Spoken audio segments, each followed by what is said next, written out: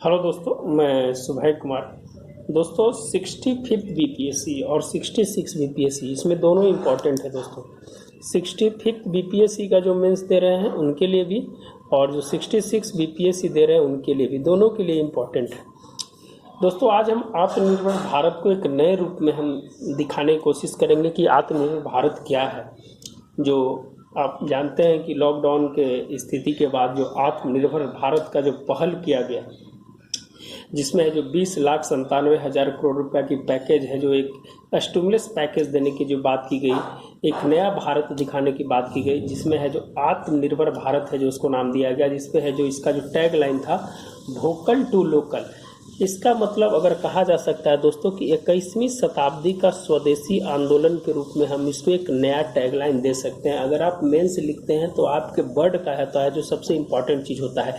तो 21वीं शताब्दी का स्वदेशी आंदोलन के रूप में हम आत्मनिर्भर भारत को हम देख सकते हैं। आप जानते हैं दोस्तों कि भारत है जो एक आने वाला समय में ग्लोबल लीडर बन सकता है। जिस प्रकार से भारत ने अपनी स्थिति है जो अंतर्राष्ट्रीय मंच पे दिखाई है, बहुत सारे देशों का जो भारत के साथ जो व्यापार बढ़ा है, आत्मविश्वास है जो भारत के साथ बढ़ा है, उसमें है जो अभी वर्तमान समय में अगर एक भारत आत्मनिर्भर के लिए अगर पहल करता है तो कहीं ना कहीं है जो भारत है जो एक नए रूप में है जो आने वाला समय में दिखेगा।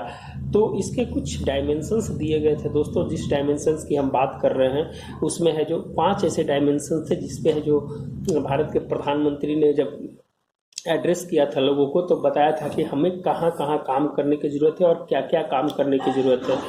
तो उसमें सबसे पहला पॉइंट था दोस्तों कि इकोनॉमी जो कहा जाता है कि इसको इंक्रीमेंटल चेंज की ज़रूरत नहीं है, क्वांटम जंप करने की ज़रूरत है। इकोनॉमी को हमें है जो रिवाइव करने की ज़रूरत है, और इसके लिए इन्होंने है जो स्वदेशी जो घर में बने उत्पाद को है जो सप्लाई चेन के माध्यम से भारत के अंदर ही है जो उसको है जो सप्लाई किया जाए, ताकि है जो हम इकोनॉमी को एक रिवाइव करें और एक क्वांटम जंप की तरफ बढ़ें, और हमें है जो हम किसी दूसरे देशों को है जो निर्यात करें। कहा जाता है दोस्तों कि 1991 के उदारीकरण के बाद हमें बाहरी सामानों को लेने की आदत हो गई, और जिसके चलते है जो हमारा जो इंफ्रास्ट्रक्चर जो है, जो हमारा सप्लाई चेन है, जो हमारा इकोनॉमी है, वो इकोनॉमी कहीं ना कहीं है जो आयात पे निर्भर रहा, और है जो उसी आयात के चक्कर में है जो आज है दोस्तों है जो हम निर्यात है जो नहीं कर पाते हैं। तो हमें इकोनॉमी को है जो हमें क्वांटम जंप की जरूरत है, जिसके कारण है जो सबसे फर्स्ट चीज रखा गया था वो है जो इकोनॉमी को रखा गया था।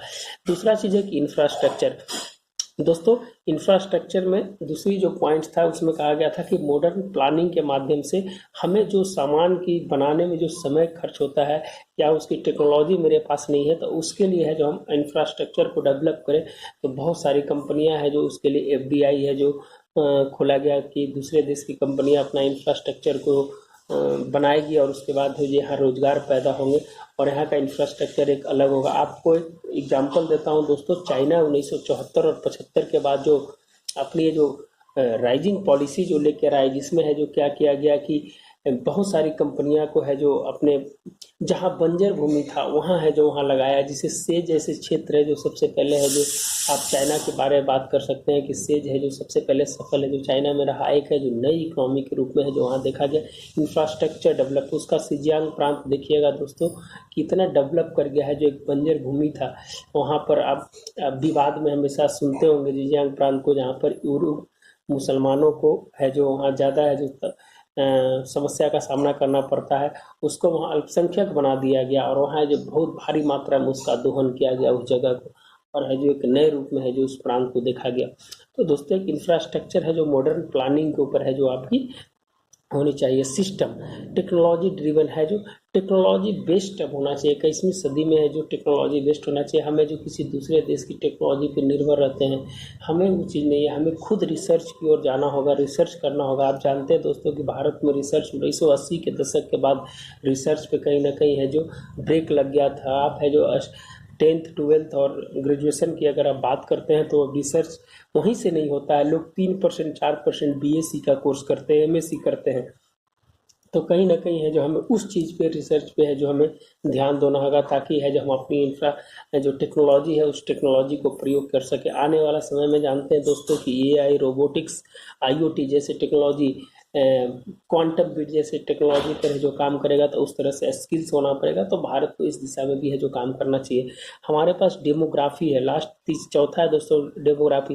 भारत के पास इतनी बड़ी युवा जनसंख्या है दोस्तों कि अगर भारत आने वाला समय में वर्ल्ड बैंक ने कहा है कि जिसकी भारत के पास इतनी स्किल्स जनसंख्या अगर हो जाएगी, अगर स्किल करेगा भारत तो एक सरप्लस हो जाएगी, दूसरे देशों को जरूरत पड़ेगी भारत से। और जानते हैं कि अभी डेमोग्राफी डिविडेंड में भारत का जो 15 से लेके जो 45 वर्ष और 48 वर्ष तक की जो आयु है 60.8% से भी ऊपर है। तो माना जा सकता है कि आने वाला समय में अगर इसको स्केल किया जाए तो एक नए रूप में है जो देखा जा सकता है। चौथा है दोस्तों डिमांड, सप्लाई एंड डिमांड। जितना सप्लाई है उतना डिमांड भी होना चाहिए। हमें बाहरी देशों पर निर्भर नहीं होना चाहिए, लेकिन कुछ ऐसी संधियां हैं, लोग कहते हैं कि हमें जो डायरेक्ट चाइना से है जो सामान को बंद किया जा सकता है, हम लोग डायरेक्ट नहीं बंद कर सकते हैं। हमारी कुछ WTO के साथ अंतर्राष्ट्रीय संधियां होती हैं, उस संधियां के मुताबिक है जो हमें चलना होता है।